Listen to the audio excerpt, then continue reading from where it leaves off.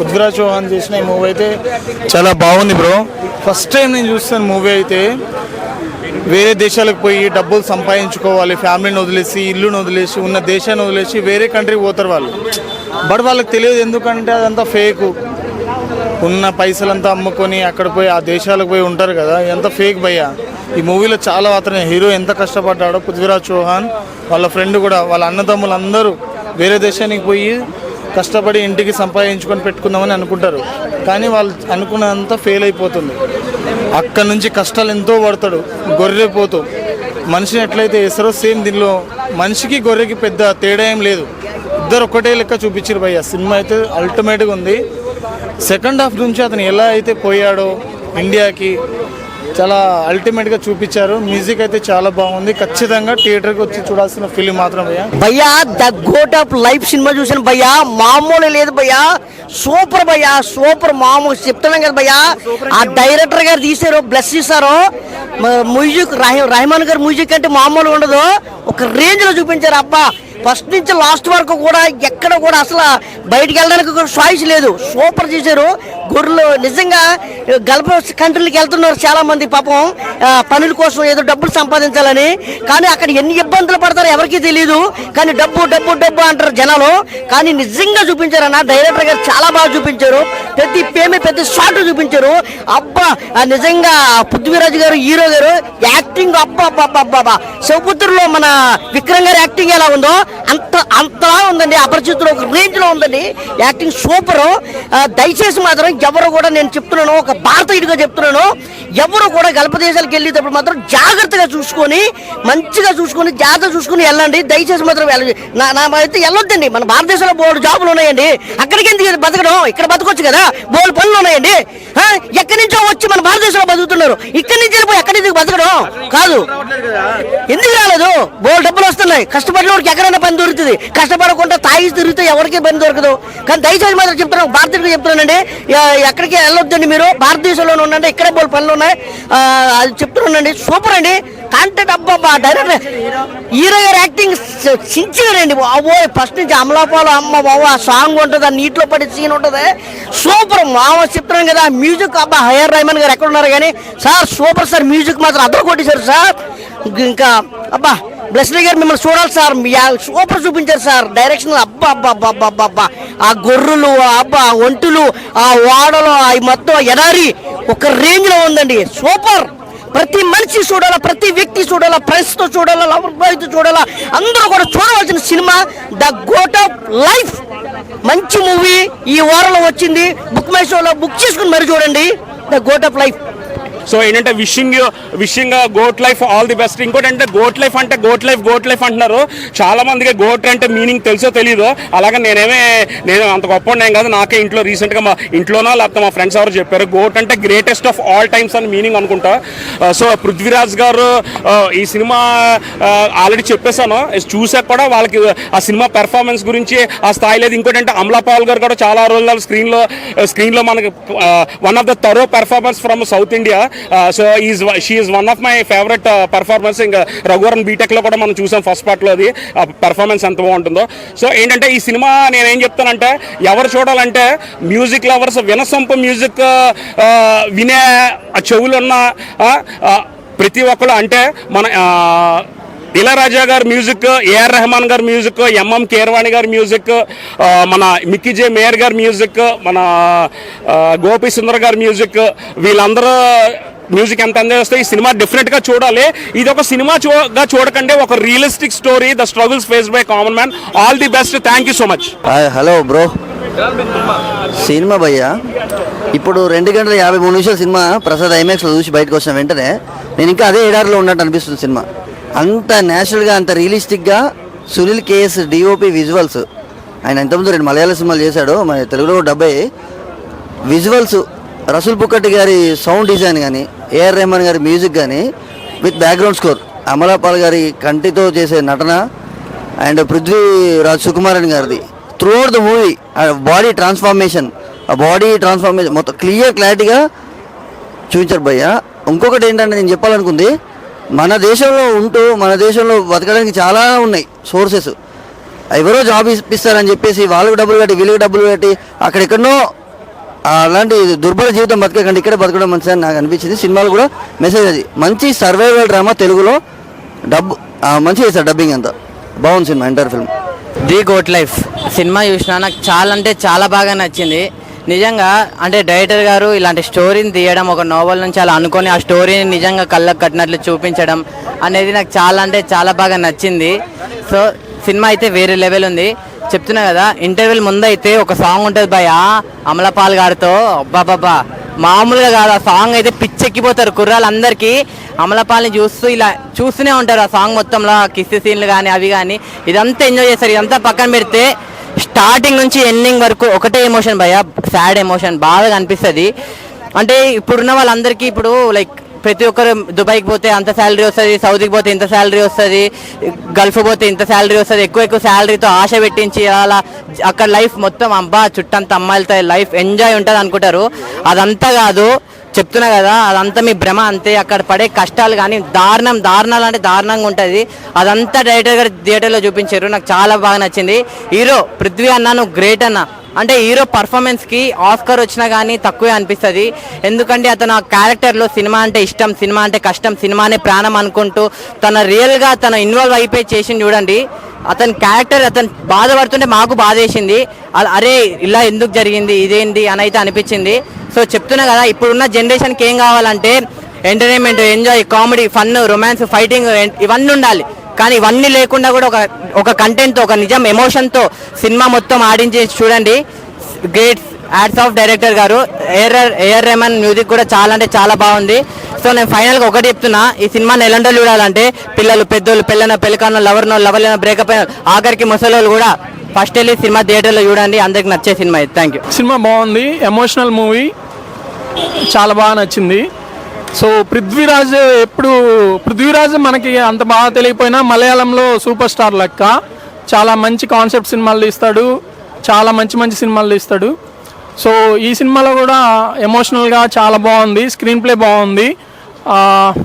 Main ఏంటంటే ఇక్కడ పల్లెటూరులో పచ్చదనంలో చెరువుల్లో ఈత కొడతా ఆనందంగా ఉండే హీరో డబ్బు కోసం ఇలా గల్ఫ్ దేశానికి వెళ్ళాలనుకొని అక్కడ మోసపోయి ఎడారిలో ఎండల్లో ఎలా కష్టపడ్డాడు, అక్కడి నుంచి తప్పించుకోవడానికి ఎలాంటి ప్రయత్నం చేశాడు, ఆ ప్రయత్నంలో ఇంకా ఎన్ని కష్టాలు పడ్డాడు, చివరికి ప్రశాంతంగా తప్పించుకున్నాడా లేడా అనేదే మెయిన్ మూవీ.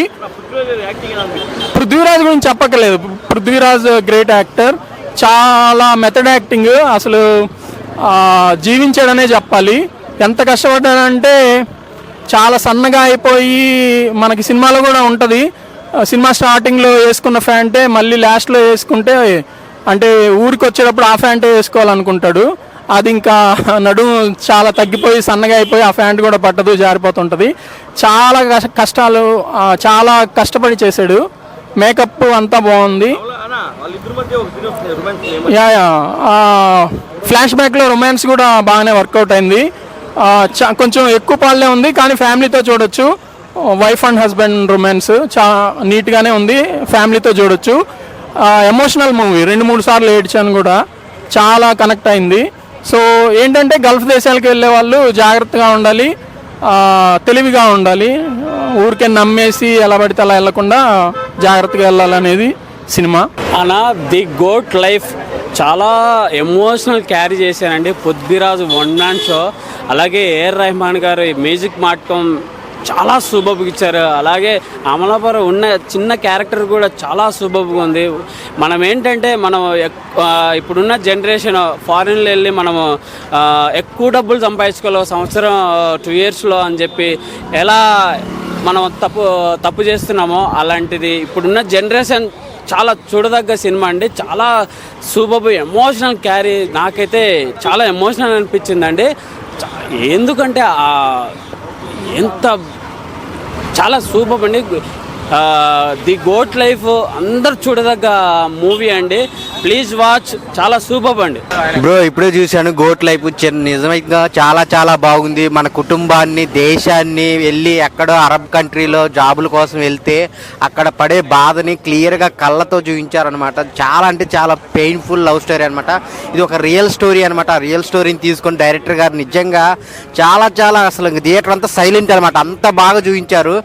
సో సినిమా అంతా బ్యాక్గ్రౌండ్ మ్యూజిక్ ఏఆర్ రెహమాన్ గారు, పృథ్వీరాజ్ క్యారెక్టర్ అయితే అసలు చాలా వేరియేషన్స్ అనమాట. చాలా బక్కగా అయిపోయి ఆ హెయిర్ కానీ, సో ఎన్ని ఇబ్బందులు పడతారు, ఎంత క్రూరంగా ఉంటారనేది అరబ్ కంట్రీ వాళ్ళు చాలా చాలా ఆశలతో మనం వేరే కంట్రీకి వెళ్తాము, ఇంట్లో వాళ్ళని చూసుకోవటం కానీ లేకపోతే వాళ్ళకి డబ్బులు పంపించడానికి కానీ అక్కడ పోయిన పర్పస్ వేరు, వాళ్ళు చేపించే పనులు వేరు అనేది చాలా బాగా చూపించారనమాట. సో అందరికీ నచ్చిద్ది.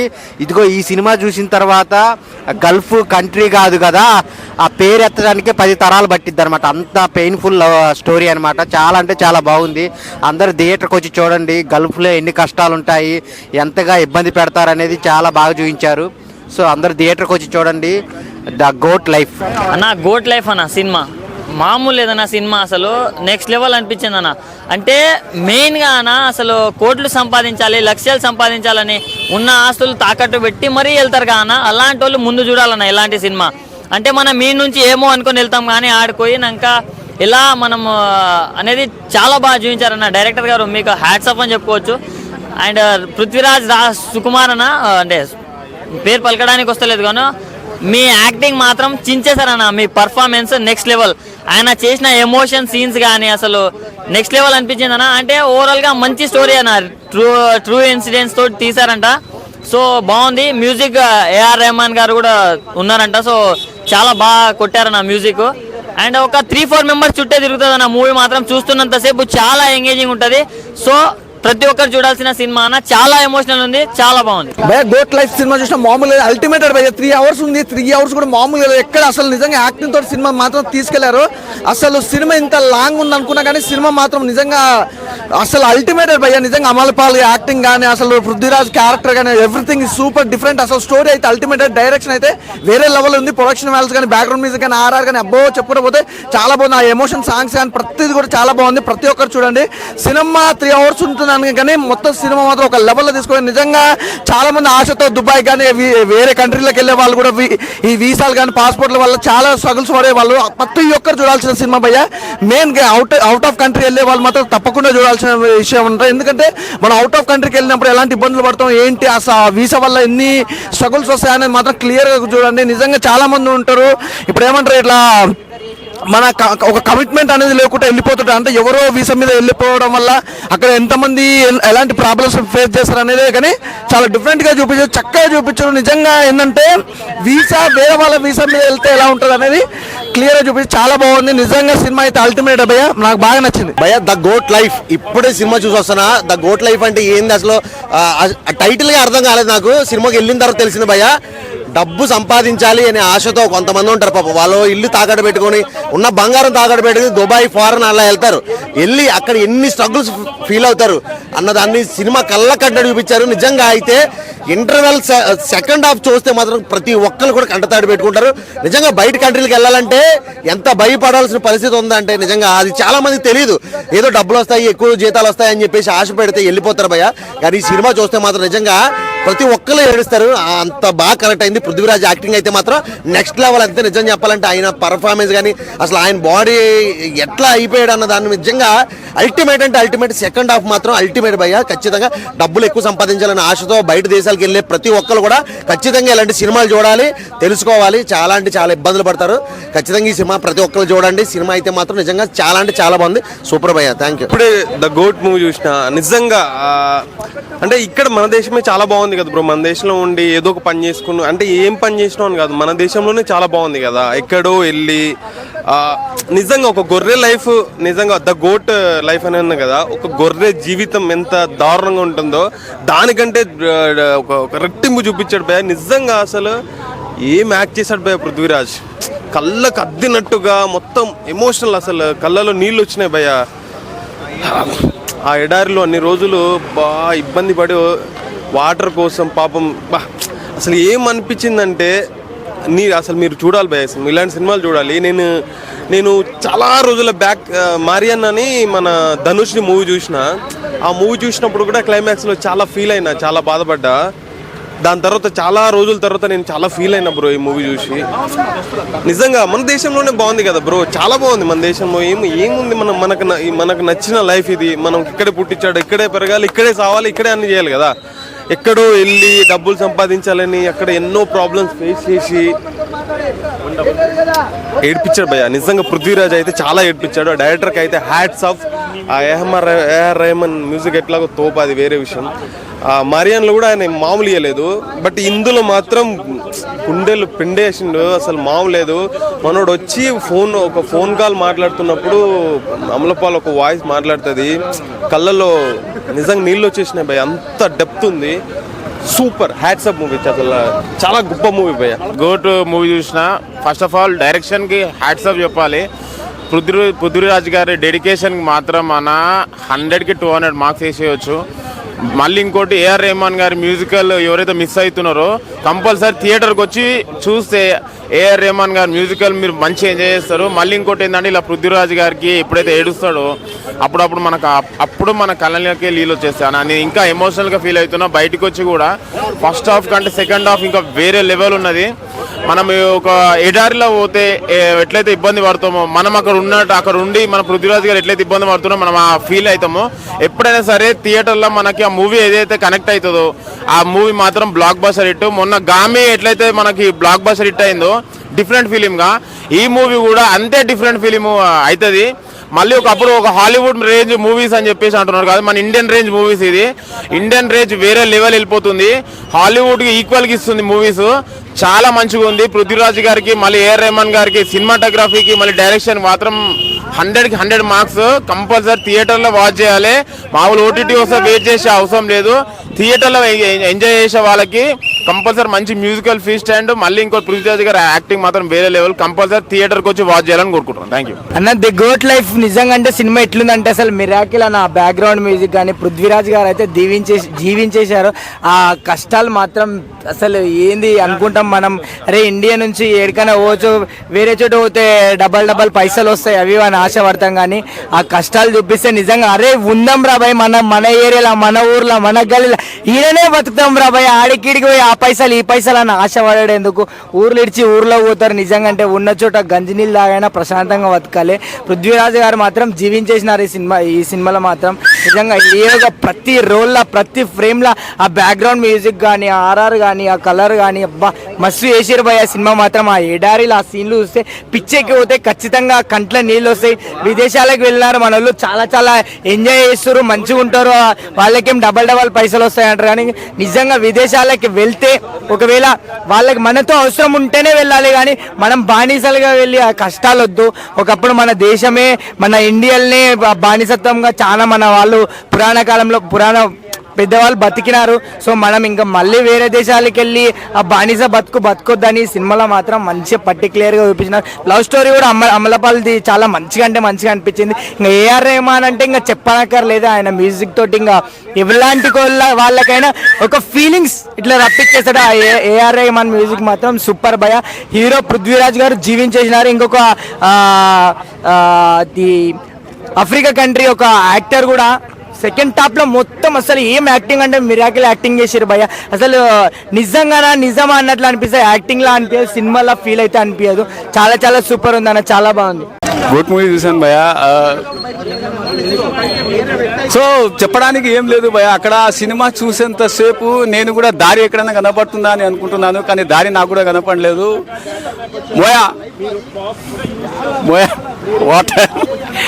వాటర్ కూడా దొరకలేదు నాకు సినిమాలో చూసినంతసేపు స్క్రీన్ పైన. భయ్య supporting character is very very very marvellous భయ్య. వాడు ఆకలితో ఇసుక తిని చనిపోతాడు చూడు భయ్య, సపోర్టింగ్ క్యారెక్టర్ భయ్య అది. నేను ఎన్ని మేకల మాంసం తిన్నా కానీ పృథ్వీరాజ్ ఒక సీన్లో బిర్యానీ ముక్కలు తినే టైంలో ఆ ముక్క అదే గొర్రె ముక్క వేసినప్పుడు అతను అయ్యే ఫీలింగ్ ఎట్లుంటుంది తెలుసా? నాకు ఫస్ట్ టైము ఎంత ఇది అనిపించింది అంటే ఐ థింక్ ఇలాంటి మూవీస్ మన తెలుగులో కూడా రావాలని నేను ఆశిస్తున్నాను.